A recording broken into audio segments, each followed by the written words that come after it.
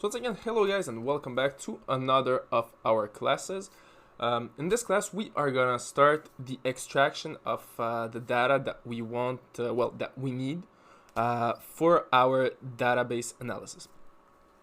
So once again, here is our database, and the first thing that we wanted to do with all this is doing the basic extraction. So the first thing we wanted to do is finding out what is the number of men versus what is the number of women in this database. So the way you can proceed is you can work on a separate sheet, so on another sheet, or you can directly work on the database sheet. It doesn't really matter. The important part is really for you guys to get to get the answer to all our questions that we asked here. So as I said, the first question that we are going to answer is the number of men versus the number of women. So what we will do, you will see it's really simple. And as I said, you really have to think outside of the box when you are doing this type of analysis. Our goal here is not to count it one by one. So it's really to be able to generate something that will help us make the calculation way easier.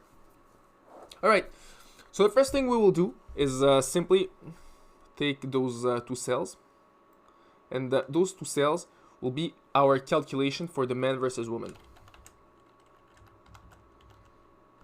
Alright, so the way we are going to proceed, we'll have this row that will be for men and this row that will be for women.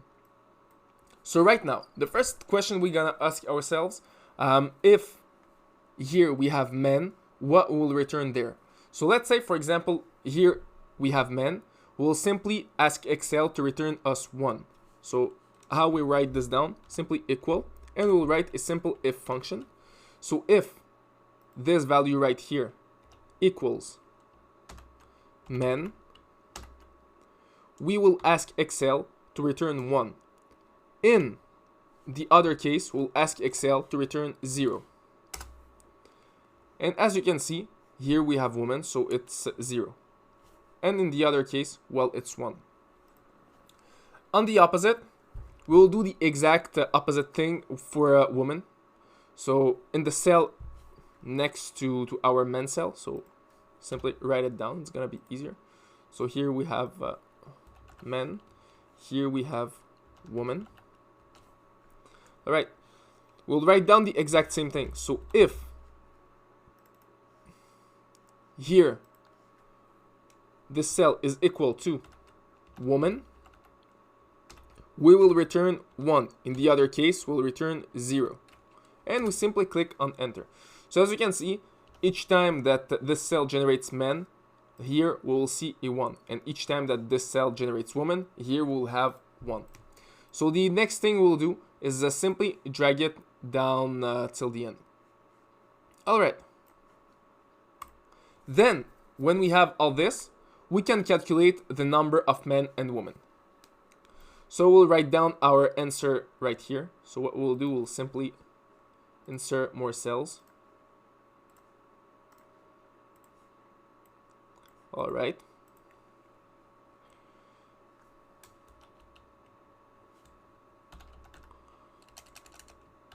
Number of men, and here number of women. Right, so the number of men is simply the sum of all those cells. So you simply make the sum of all those cells and click on enter. As you can see, we have 248 men, and simply copy paste, we have 265 women. So we find that out, we answered our first question, which is the number of men versus the number of women. Alright. Next thing we want to do is find out what is the average age of our population right here. So simply put all this in one tab. So we'll put it like this. Then the next question, average age.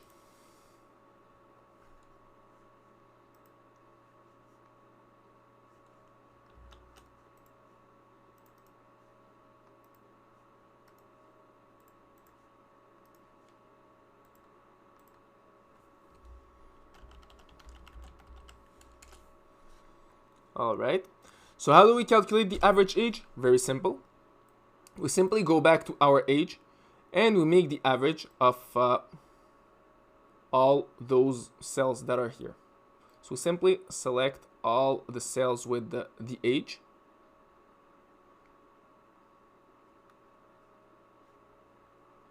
When it's done, simply click on enter.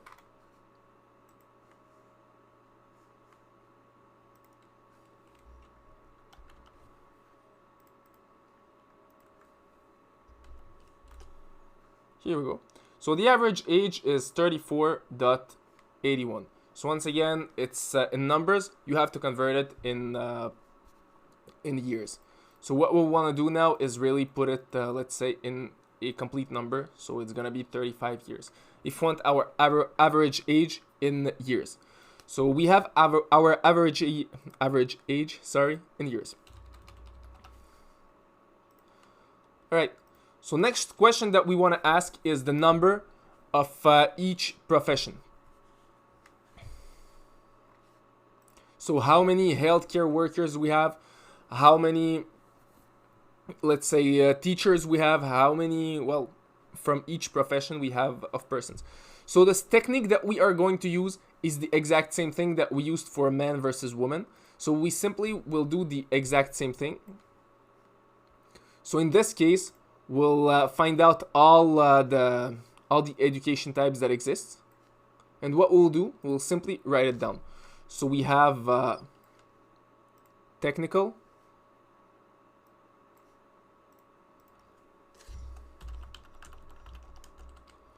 we have health,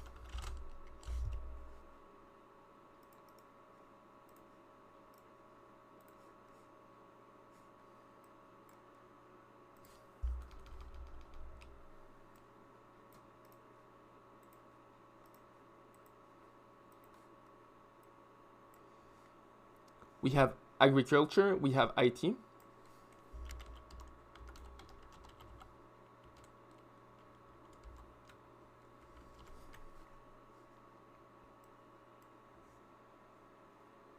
we have construction and general work.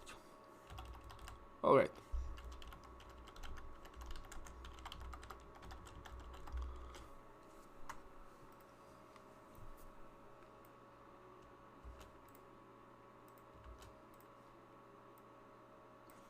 So the first thing we are doing right now, we simply put all our names right here, and we'll use the exact same technique. So we simply will write down our if function. So if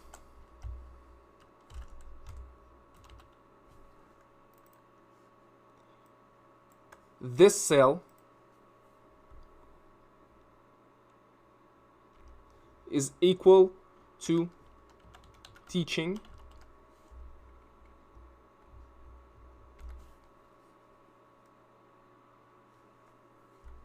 generate 1.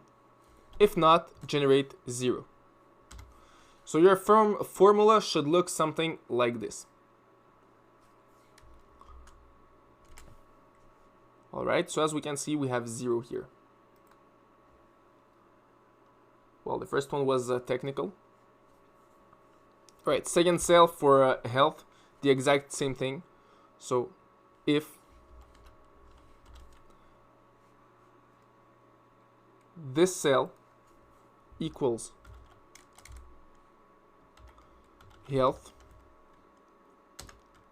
generate 1. If not, generate 0. And we close our tab. So as you can see, we have 1 because the cell here is health.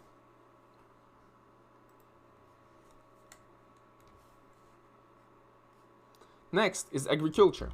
So we write down the same thing. If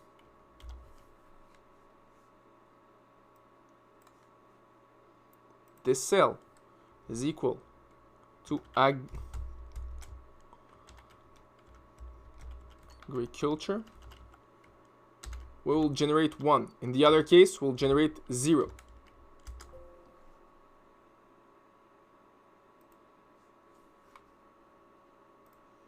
Next is for IT. So we can simply copy it come back here and change agriculture by IT.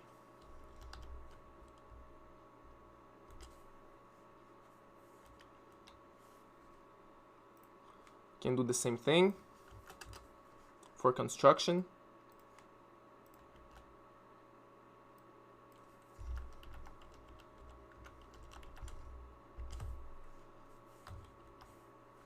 And the last one will be general work.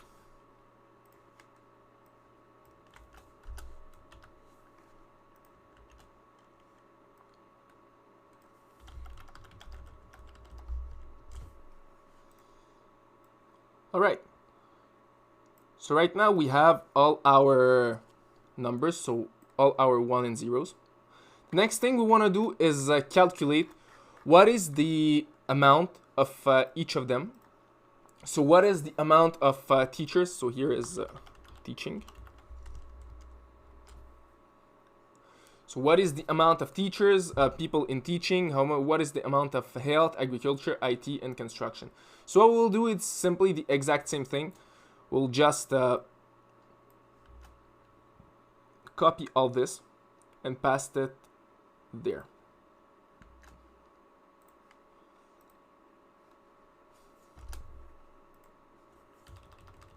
And we'll just change the name. So it's gonna be number of education,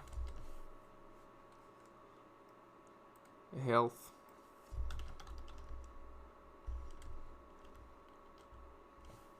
then agriculture,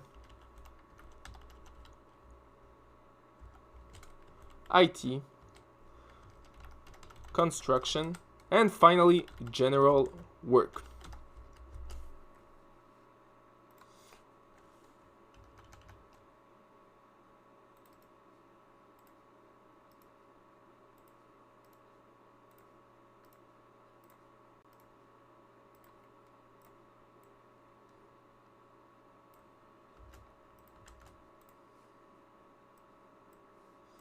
Perfect. So as I said, we'll simply calculate the sum of each of those. So what we'll do is I will simply change the formula here.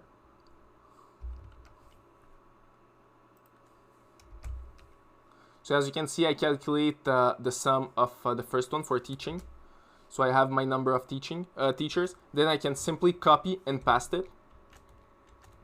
And it will give me the number, well, it will give me how much for each of them, because Excel will automatically adapt to my formula. So that's the number for each profession. To calculate the area, we are going to do the exact same thing. Once again, I'm not going to do it directly once again with you. I accept you to do it by yourself, because once again, you simply do the exact same thing. Next thing, when I calculate the average income. So how do we calculate the average income? It's gonna be done the same way as we calculated the average age.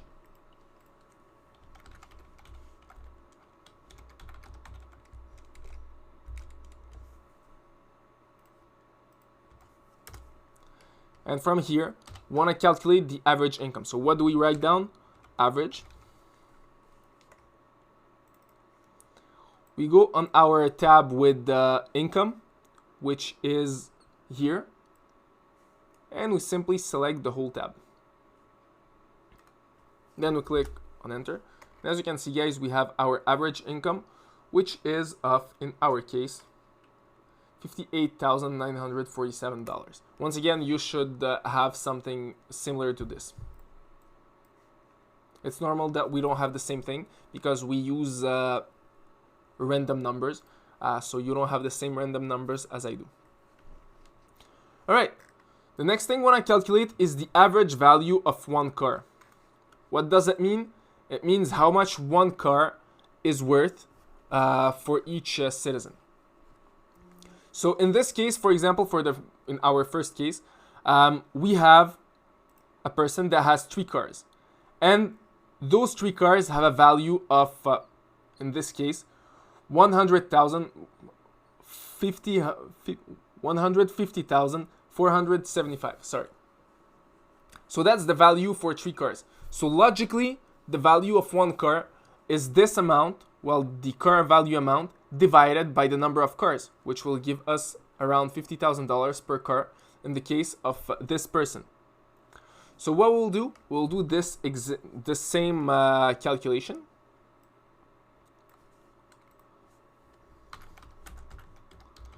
So the first thing we want to find is the car value of each citizen. So each citizen has a car, and what's the value of one car for each citizen? So we'll do this calculation for the cars. So let's take the first, for example, the first citizen. We'll take his or she's car values, and we'll divide it by the number of cars.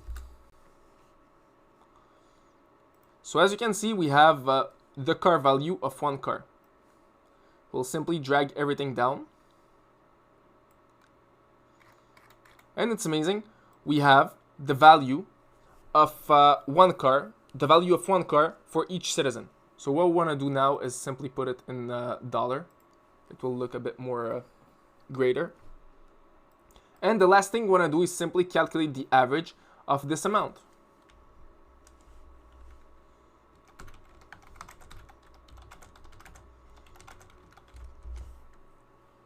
Then the formula we will write here is equal average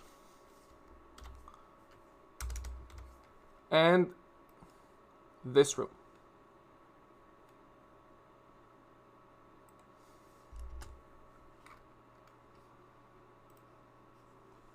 So as you can see, it gives us something like this.